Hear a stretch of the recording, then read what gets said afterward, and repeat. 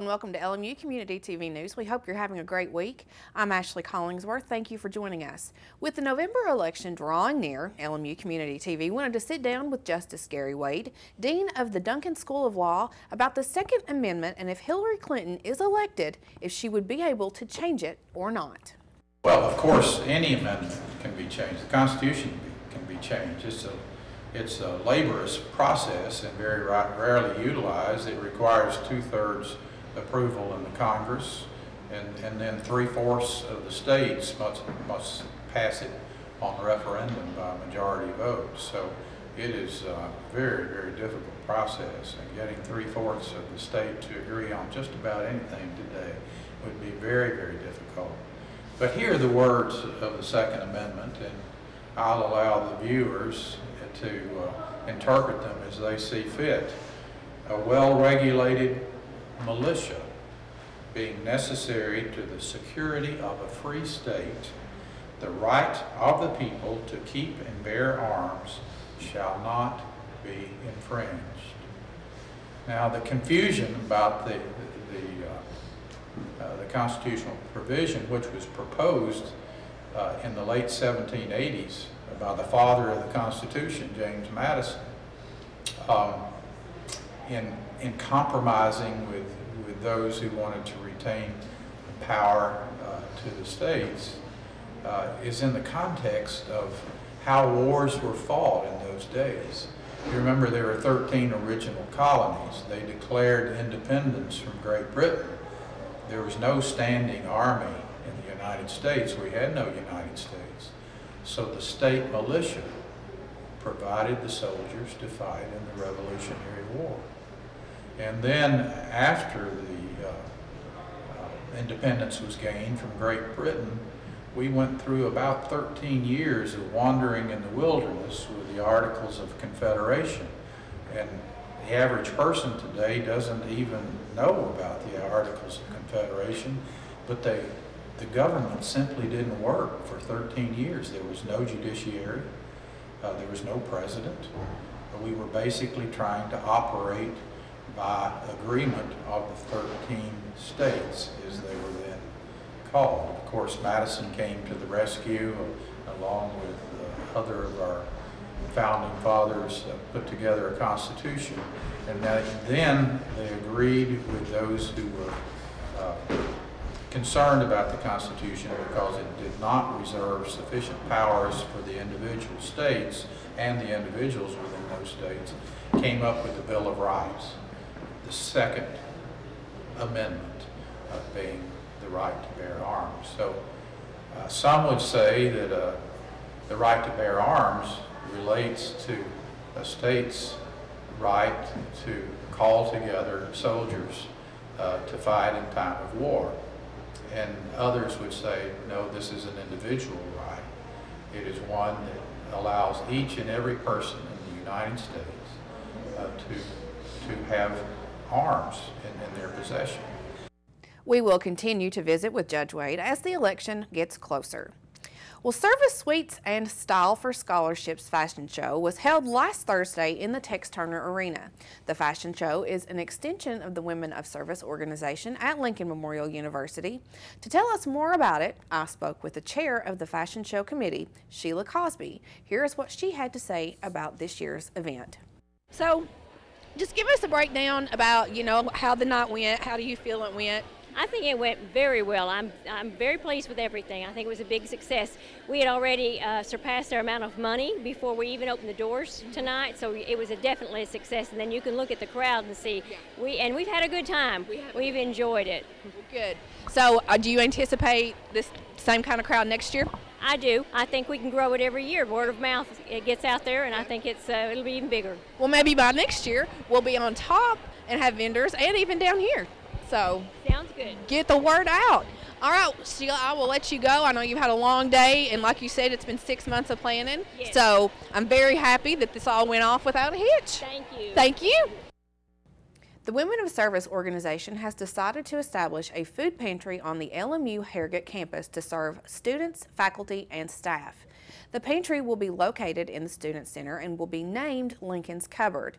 The pantry will be fully stocked and open on Tuesday, September 5th. Student Services will operate the pantry and the hours of operation will be determined. They will allow any actively enrolled student to access Lincoln's Cupboard with a valid LMU ID. Students will be allowed to visit one time per week and will only be allowed 2 or 3 bags per visit. We will be doing a follow-up with the president of Women of Service, Judy Hansard, to get more information on the food pantry in the upcoming weeks.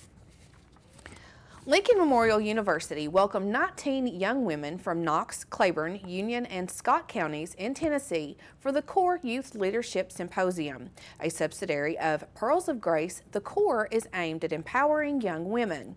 Each letter of CORE stands for a central tenet of the program, including cultural understanding, overcoming obstacles to success, roles and responsibilities, education. Through the week, participants stayed in LMU residence halls and attended classes and workshops that were organized by the LMU Women of Service and Pearls of Grace. Guest speakers covered topics such as women's health, financial literacy, higher education and college admissions, diversity, blogging, resume writing, and interviewing. The participants will continue to be mentored by Pearls of Grace throughout the school year. The program is funded through the Women's Fund of East Tennessee. Pearls of Grace was established in 2012, and through training and mentoring, the group aims to promote change and the mindsets and give opportunities to women and youth that access open doors to self-sufficiency and success. Well, coming up after the break, a pair is indicted in Middlesboro. To find out the shocking reason why, keep it right here on LMU Community TV News. College. It can seem a million miles away. But what if you could get help with your tuition expenses? Get help filling out all those applications and finding a major that fits. All of a sudden, the impossible becomes possible. Visit collegefortn.org today. College. You can get there from here. I already knew that I was going to go to college, from a young age. I definitely want to major in political science. After that, I'm going to get my law degree. Then I'm gonna come back to Detroit, boost the economy, become the mayor or something, try to make the situation better for other people. I feel like I owe it to the city. I'm determined. It's gonna happen. My name is Justin, and I am your dividend.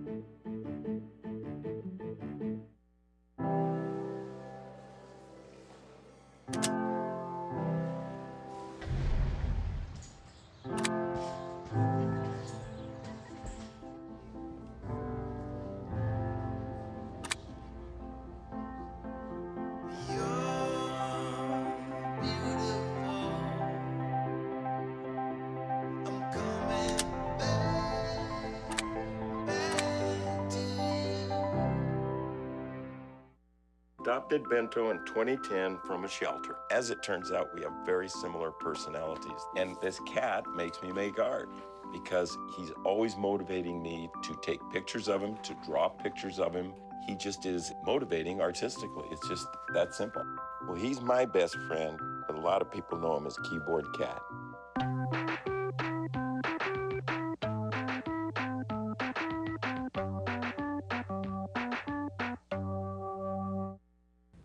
Now here from the DeBus College of Osteopathic Medicine is Melissa Day with the Physician's Assistant Program with this week's health tip. So today our discussion is going to be kind of a follow-up from last week in regards to nutrition and physical activity. More specifically for students, especially freshmen. We've all heard of the freshman 15, and that's something that really does happen for many reasons, but the most common underlying cause is stress. So it's, the transition alone from secondary school to higher education is very stressful, and then you add in the intensity of the programs and the expectations to excel, and well, most people tend to neglect their health. They tend to put their health on the lower, lower end of their priority list. So it's very vital that students not fall into this trap because for obvious health reasons, but then also for their academic success. So studies have shown a direct correlation between good nutrition and physical activity and academic achievement. Evidence has shown that eating breakfast is associated with improved grades and standardized test scores and improved cognitive performance. So things like alertness, attention, memory, processing, and problem solving. And then the same goes with hunger. If you're not eating consistently at regular intervals, if you're skipping meals, we all know that hunger during a test or during class, it really makes it hard for us to focus on the task at hand. And then lack of proper nutrients has also been associated with lower grades. So making sure that you're getting the right amount of fats, the right amount of protein, the right kind of protein, lean meats, and then the right amount of carbs, so fresh fruits, vegetables, and whole grains. And then, of course, physical activity. The last time we spoke, we discussed that physiologically, when we exercise, endorphins are released. And when those endorphins are released, it decreases our stress hormones.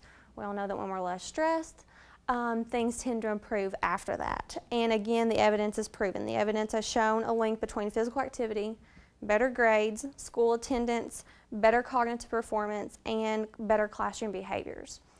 So with all this being said, it's really important for students to make sure that they're putting their health at the top of their priority list.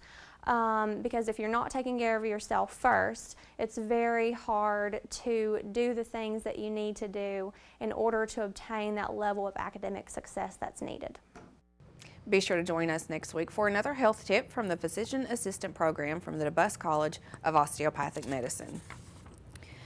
Campbell County Judge Amanda Sammons has found herself on the other side of the bench. Last week, 41-year-old Judge Sammons pled not guilty to all charges in a Campbell County courtroom. Her attorney, though, said that they do want a speedy trial and is not issuing an official statement. The General Sessions Judge will receive a trial by jury, and her next court date is set for November 1st. Sammons was charged with 4 counts of official misconduct after an investigation by the Tennessee Bureau of Investigation. Now, during the course, they found agents developed information from September 2014 to January of 2015 showing that she made rulings that exceeded her official power as a General Sessions Court judge. Sammons cannot preside over a court, issue warrants, or any other judicial duty until the Tennessee Board of Judicial Conduct says otherwise. A Bell County grand jury has indicted a Harrogate man and woman in a heroin case that happened in April that was investigated by the Middlesboro Police Department. 44-year-old Leonard Brown was indicted on charges of first-degree trafficking a controlled substance greater than 100 grams of heroin and excessive window shield and window tint. According to the indictment, Brown committed the offense of trafficking a controlled substance in more than 200 grams of heroin, which is a Schedule I narcotic. 26-year-old Alicia Daniels was indicted on charges of first-degree trafficking a controlled substance and first-degree possession of a controlled substance. The indictment states that Daniels committed the offense of trafficking in more than 200 grams of heroin and possessing oxycodone, a Schedule II narcotic. According to the arrest citation, the Middlesboro Police Department made a traffic stop on the vehicle operated by Brown, and Daniels was a passenger inside the vehicle. Upon the search of the vehicle, police located over 200 grams of what is believed to be heroin. The citation stated that the amount of heroin located amounted to over half a pound. Well, coming up after the break, Adam Haley has sports updates from around the campus and throughout the community, so keep it right here on LMU Community TV News.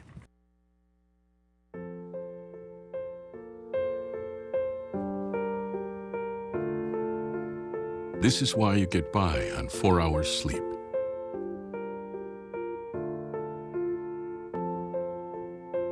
Why you took a second job. This is why you taught yourself how to fix the plumbing. And spend hours juggling the bills.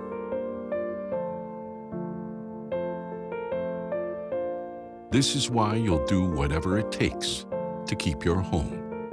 And that is why we want to help. We are making home affordable, a free government resource that can make paying the mortgage easier. Now more options are available. Call 888-995-HOPE to talk one-on-one with a housing expert today. It's me, Artie. Come see what I collected from the Creative Galaxy in my idea box. Transform your world. Will you help me make art? Each one of our journeys keeps us young. Before you throw it away, Hey, I have an idea. think outside the box. We'll never get older.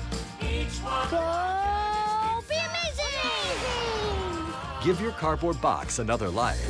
Recycle. I'm Anne. I'm a scientist. Recycling takes a team. Why don't you let me and me help you out? Everyone plays a part. Don't trash I love taking stuff apart and building new things out of it. what could be treasure. Pal's my most advanced android. This is awesome. You haven't seen anything yet. Give your cardboard box another life. Recycle. Welcome back. The 2016 high school football season is 1 week into the books. Before we go into scores from this past week, we need to finish our preview of the two county teams, and today it's the Cumberland Gap Panthers. The 2015 season for Cumberland Gap could be one to forget as they went winless for the first time in school history. But this year has already started out different, as for the first time since 2006, DeLynn Klein will be back on the sidelines. And Coach Klein told us it's been different coming back 10 years later, but practice has been going good. A lot of new faces, you know, young kids, and you never know how they're going to react to it, especially when you get the pads on and it's 95 degrees. But they've reacted well, and you know, talking about it as coaches, the good news is it's got better as we've went week to week, and that don't always happen in summer practice, but they have really done a good job. Klein is still the athletic director at Cumberland Gap, and the transition back to head coach was something he had to adjust to. You know, I think it's easy to be a head coach watching. And then you forget all of the things that went with it. Football's fun, you know, football's fun, but trying to remember all the other things that go with it. It's been an adjustment, but, you know, when I first decided to do this, I didn't know. You know, I've been out for 10 years, and, you know, you've got questions. You know, the game has changed, kids have changed, whatever. But I have had a blast, and it's gotten funner as it's went, and I think part of it is we got a great group. You know, they've struggled for a few years, and they really want to get better, and I think that's made it fun for me. The Panthers will once again play in Class 2A this year, and with that comes the problems of not having a lot of players on the team, but this team is still looking at this season as a building block. I think it's went well. You know, they've responded well, worked hard in the weight room, you know, what little time I had them in the weight room. And everything we've asked, you know, they've not hesitated. They've worked hard, you know, no questions asked, just go work. And so I think they've responded well. The Panthers have went through some trying times the past two seasons, but this year is a clean slate, and it gets started August 26th at home against Hancock County. Reporting for LMU Community TV News, I'm Brandon Burke. As we said earlier, week one of high school football is in the books, and in Kentucky, one rivalry went the way of the bigger school again. Bell County made it 2 years in a row over Middlesboro with their 34-18 victory. Austin Asher led the way rushing for the Bobcats with 115 yards on 17 carries and 1 touchdown. Middlesboro's Ethan Elliott was 13 of 31 passing for 239 yards, 2 touchdowns, and 2 interceptions in the loss. Elsewhere, Pineville dropped their season opener to Hazard 42-21. Hazard's Corey Smith rushed for 234 yards on 25 carries and 3 touchdowns. In Tennessee, Granger opened up the season with a win over Union County 48-6. It's the Patriots' 17th straight loss, which is now the 3rd longest active streak in the state. Campbell County starts the year 1-0 after defeating Gibbs 48-14, and Hancock County lost in head coach Brandon Gibbs' debut to Jellicoe 38-6. The 2016 Olympic Games from Rio are in the books, and it was the United States that won the medal standings with 121 total medals. They also led the way with 46 gold medals. Great Britain took second with 67 total medals, and China finished third with 70. Great Britain took second in the standings due to having 27 gold medals compared to the China's 26. The United States finished off the Olympics with gold medal performances in men's basketball, men's freestyle wrestling, and women's boxing. The attention will now turn toward Tokyo, Japan for the 2020 Olympic Games. The NFL preseason completed week 2, and on Saturday, the Carolina Panthers picked up their first win of the preseason over the Tennessee Titans, 26-16. Cam Newton was 8 of 12 passing for 162 yards and 1 touchdown in limited action, while on the other side, Tennessee's Marcus Mariota was near perfect, passing going 9 of 10 for 104 yards and 1 touchdown and 1 interception. Elsewhere, the Cincinnati Bengals defeated the Detroit Lions 30-14. Bengals quarterback Andy Dalton was 7 of 9 passing for 78 yards, but once again his backup A.J. McCarron, who outshined him, going 10 for 15 for 95 yards and 1 touchdown. Detroit quarterback Matthew Stafford finished 8 of 11 for 113 yards. And Atlanta moved to 2-0 on the season, defeating Cleveland 24-13. The three-headed Matt attack of quarterbacks from Atlanta, Matt Ryan, Matt Schaub, and Matt Sims, finished 24 of 36 for 274 yards and 1 touchdown.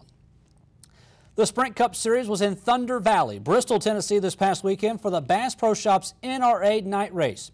Many people did not know what to think going in of the new rosin substance that track officials put down to help the racing. And while it did its job, it was Mother Nature who put a damper on the events this weekend. The race started on time but was postponed before they could get 50 laps in and would have to resume on Sunday. Once the rain moved out, Kyle Busch ran away from the field, leading for a race-high 256 laps before breaking a piece of the rear-end housing and finishing 39th. That opened the door for Kevin Harvick, who had been running near the front for the second half of the race, to lead 128 laps on his way to his second win of the season. Ricky Stenhouse Jr. finished second, followed by Denny Hamlin, Austin Dillon, and Chris Buescher. Buescher, with his 5th place finish, moved up to 30th in the point standings, which at the time qualifies him for the chase due to his win earlier in the year. With 3 races remaining until the cutoff, Ryan Newman holds the final chase position with a 35-point lead over Trevor Bayne. The Sprint Cup Series will now move to the rolling hills of Michigan. The Tennessee Smokies are on the road this week in Jackson, Mississippi for a 6-game set with the Generals. The Smokies are on a bit of a slump, having lost 12 out of their last 15 games. They'll enter the series with the Southern League North leaders 3 games from being eliminated from the playoffs. Every game will begin at 8:05 except for Tuesday, which is a doubleheader, and will begin at 6:05. To keep up to date with the Tennessee Smokies, you can log on to SmokiesBaseball.com. That's all for sports. However, more LMU Community TV news after this. It's not always easy being a dad. Do you have panda asthma too? Does that run in the family? This is the home of the most priceless kung fu artifacts. But when you make an effort... Dad, we're not supposed to touch anything. Oh, sorry. Go long, son! It's always worth it. Whoa, master! The smallest moments can have the biggest impact on a child's life. Take time to be a dad today. I am gonna get you. I'm gonna get you. Call 877-4DAD-411 or visit fatherhood.gov to learn more.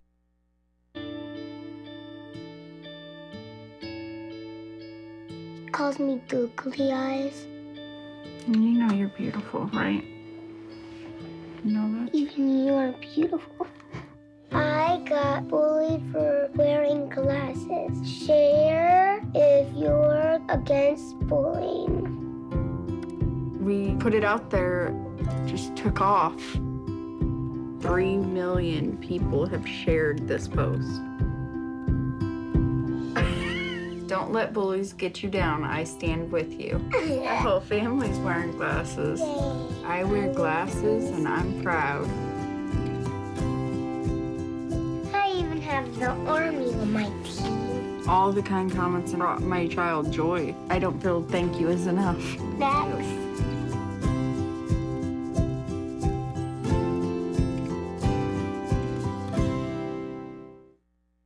There's one thing you can never have sex without. It's not something you buy. Or something you take. In fact, there's only one way to get it. It has to be given to you, freely.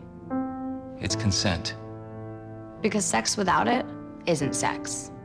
It's rape. Consent. If you don't get it, you don't get it. It's on us to stop sexual assault. Learn how and take the pledge at itsonus.org. Hello, I'm Joseph Lewis, bringing you all the latest information in the world of movies. Tops at the box office this weekend were led for the third time in a row by Suicide Squad, the latest DC Extended Universe release, adding $20 million onto its now $262 million domestic gross. Although its sizable $135 million opening ranked as the biggest August debut to date, its 67.3% drop last weekend and its 52.4% drop this weekend proved that the film is following the same exact trajectory as the March release of Batman vs. Superman: Dawn of Justice, the grosses of which plummeted in the wake of a negative reception after a strong first weekend. Following once again at number 2 was Sausage Party, the adults-only animated comedy co-written by Seth Rogen and Evan Goldberg, adding $15 million onto its now $65 million domestic gross, a figure which indicates that the film has more than tripled its low $19 million production budget.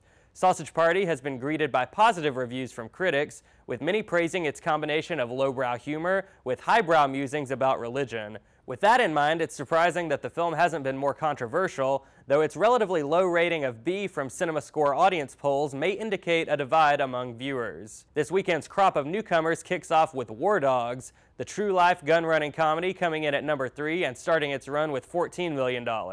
Reviews for the film have been mixed, with many stating that its political message comes across as half-hearted and criticizing Todd Phillips' directorial approach as being unoriginal. However, nearly every review also concedes that there are big laughs to be had, and Jonah Hill's performance in particular has been greeted by universal praise. Reactions from audience polls have mirrored those received by Sausage Party. At number 4 was Laika Entertainment's stop-motion fantasy Kubo and the Two Strings, composing its debut to the tune of $12.5 million. Previous Laika productions include 2005's Corpse Bride, 2009's Coraline, 2012's Paranorman, and most recently 2014's The Box Trolls, all of which have been slow earners at the box office despite being met with critical acclaim. After only 3 days, Kubo and the Two Strings looks to be no exception. And finishing out the top 5 was Paramount's reimagining of the epic Ben-Hur, which, considering its $100 million budget, basically bombed right out of the gate with just over $11 million for the weekend.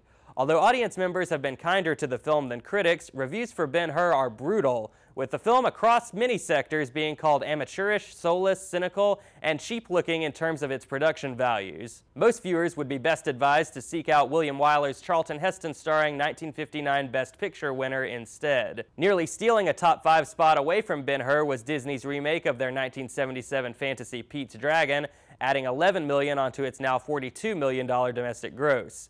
Despite glowing reviews, Pete's Dragon has failed to set the world on fire, with comparisons being made to this summer's The BFG, the Steven Spielberg-directed adventure which fizzled out financially, unable to generate word of mouth despite generally favorable notices. Other titles, including the R-rated comedy Bad Moms, the action-packed sequel Jason Bourne, Illumination Entertainment's The Secret Life of Pets, and the Meryl Streep-starring comic biopic Florence Foster Jenkins, all fell under the $10 million mark, while the story in limited release this weekend was Hell or High Water, a heist movie set in Texas starring Chris Pine, Ben Foster, and Jeff Bridges. Helmed by startup filmmaker David Mackenzie, the film took $2.6 million from 472 screens. The coming weekend may be a quiet one at the multiplexes, with the well-received horror film Don't Breathe undoubtedly attracting genre fans and hitting screens alongside the Jason Statham actioner Mechanic Resurrection, as well as the boxing drama Hands of Stone. That's all for today in the world of movies. I'm Joseph Lewis. And that is going to do it for this week's LMU Community TV News. I'm Adam Haley. Thank you for joining us today. We'll see you on Thursday. For everyone here at LMU Community TV, I'm Ashley Collingsworth. Have a great week.